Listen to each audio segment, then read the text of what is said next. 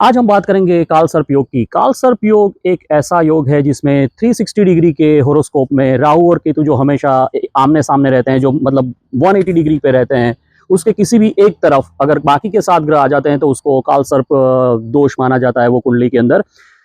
काफ़ी ज्योतिषी इस योग को बहुत ही खतरनाक मानते हैं और अगर किसी इंसान की कुंडली में मुश्किलियाँ आती हैं, अगर किसी इंसान के जीवन में मुश्किलियाँ, बाधाएँ वगैरह आती हैं तो इत्तेफ़ाक से अगर उसकी कुंडली में भी कालसर्प दोष है तो उसको बताया जाता है कि क्योंकि आपकी कुंडली में कालसर्प दोष है इसलिए आपको काफ़ी बाधाएँ आती है, आपको सफलताएँ नहीं मिलती वगैरह, वगैरह। और नाम भी ऐसा है कालसर्प तो ज़ाहिर-सी बात है लोग तो घबरा ही जाएँगे। पर ऐसा ज़रूरी नहीं है कि अगर आपकी कुंडली में भी कालसर्प योग है तो आपका सब खराब ही होगा, आपको हमेशा असफलताएँ मिलेगी।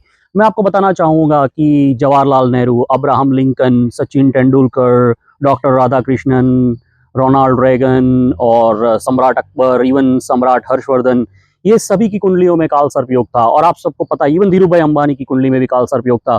आप सबको पता ही है कि इन सब लोगों ने क्या-क्या कारनामे किए हैं और कितनी सफलताएँ वगैरह हासिल की हुई है। तो कालसर्प योग से बिल्कुल ही घबराने की ज़रूरत नहीं है और एस्ट्रोलॉजी साइंस में तो राहु और केतु कोई ग्रह है ही नहीं, प्लैनेट है नहीं। वो सिर्फ़ सूर्य और चंद्र को अलग करती हुई एक्सिस है।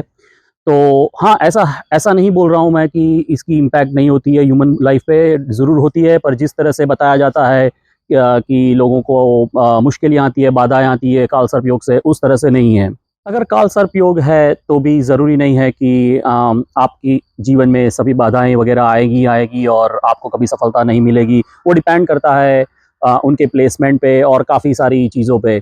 तो अगर आपको भी किसी एस्ट्रोलॉजर ने बताया कि आपकी कुंडली में कालसर्प योग है और इसकी वजह से ही आपको सफलता वगैरह नहीं मिल रही है और आपको फ्री कंसल्टेशन कराना है, तो आप नीचे या ऊपर दी गई हुई मेरी गूगल कैलेंडर की लिंक को क्लिक करके अपनी फ्री अपॉइंटमेंट बुक करा सकते हैं। मेरा कंसल्टेशन हमेशा फ्री होता है। तो इस वीडियो को लाइक कीजिए, फॉलो कीजिए, सब्सक्राइब कीजिए और हो सके इतना इसको फॉरवर्ड कीजिए ताकि ज़्यादा से ज़्यादा लोगों को इसका बेनिफिट मिल सके।